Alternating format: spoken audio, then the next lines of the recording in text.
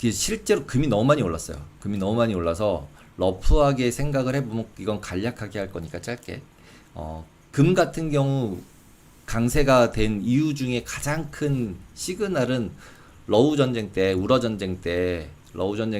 러시아 달러 자금 동결하면서부터 시작이거든요. 나머지 나라 따로 움직일 수밖에 없으니까. 그러면서 결국 일어난 게 뭐예요? 중앙은행의 구조적 매수가 일어나는데 이거 누구와? 서방, 반미 쪽에 있는 나라들, 중국, 러시아, 인도 이런 나라에서 계속 산단 말이에요. 그 다음에 전쟁 멈출 것 같았는데 안 멈추잖아요. 그 다음에 실제로 ETF들이나 금빠들 투자가 계속 늘어나고 있죠. 올라가니까. 그리고 올해 거의 30% 이상 상승했으니까. 그래서 지금 이 부분에 있어서는 지속적으로 상승 요인으로 분명히 있어요. 근데 곰곰이 생각해 봐야 되는 게, 그래서 물론 뭐 기본 시나리오들은 대부분 이제 여기 이제 IB들 같은 경우들도 뭐 3,900, 3,800, 3,800, 4,000, 4,000, 4,000 다 4,000 얘기하고 있어요. CT만 지금 3,300 이하. 금수요 둔화될 거다.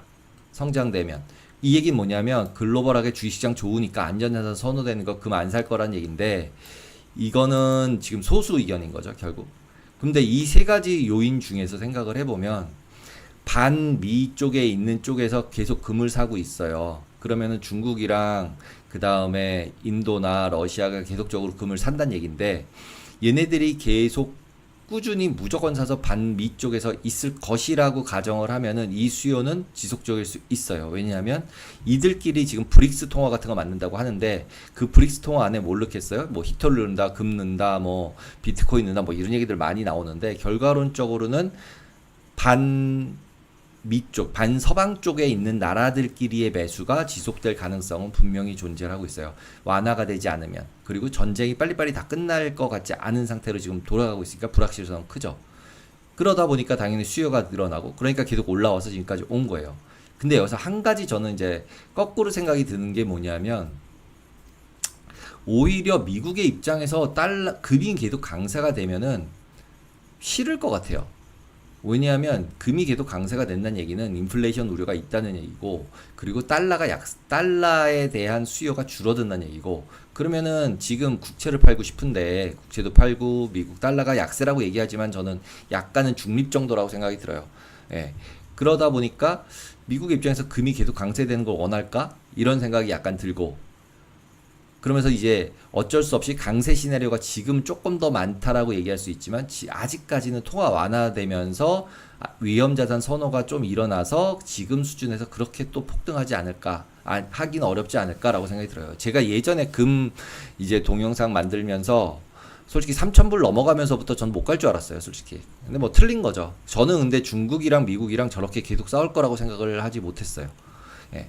둘 다 수입하고 그럼 물가 올라가고 이러니까 결국 미국이랑 중국이랑 뭔가 어디선가 만날 거야 라고 생각을 했었는데, 그게 아닌 것 같아요. 이제는 에너지도 그냥 서방 반서방 나누고, 왜냐하면 러시아가 중국한테 인도한테 싼 값에 계속적으로 에너지를 팔고 있는 거잖아요. 그런 와중에서 당연히 그러면 금도 어느 정도는 하방은 경직될 가능성이 많죠. 그래서 결과론적으로 보면은 금 비중을 가지고 있을 수밖에 없는 것 같아요, 이제는. 그래서 그냥 그러니까 금 가격이 올라서 비중이 커졌다고 해서 트림을 할지 말지 고려해봐야 되는 거고, 하지만 어느 정도 제가 생각할 때 5% 가지고 있다 지금 올랐으면은, 지금 한 30% 올랐으니까 3, 55 해서 65 돼 있으니까 6, 7% 돼 있거든요. 그러면은 지금 그냥 가지고 있으면 되지 않을까? 그렇다고 해서 지금 신규로 매수해야 한다, 이거는 저는 좀 별론 것 같아요. 없다면 그냥 분할 매수로 조금씩 사는 수준으로 가서 비중을 채워놔야지, 언제 어떻게 빠져도 뭐 할 말 없는 것 같아요. 그리고 금현물 부분들 이제 이렇게 뭐 상장돼 있는 것들, 이 한국에 상장된 거, 미국에 상장된 것들 볼 수 있고, KRS 금 사실 수 있고, 이게 세금이 좋죠. 세금 부분이 비과세니까. 그리고 금채굴 기업들, GDX 뭐 기타 이런 것들, 금바, 이거는 뭐 어떻게 생각하면 이거는 금바는 저는 그냥 상속하려고 산다라고 생각하죠. 그리고 그냥 가격 움직임으로 레버리지까지 하겠다, 그럼 금선물 이런 게 있겠죠.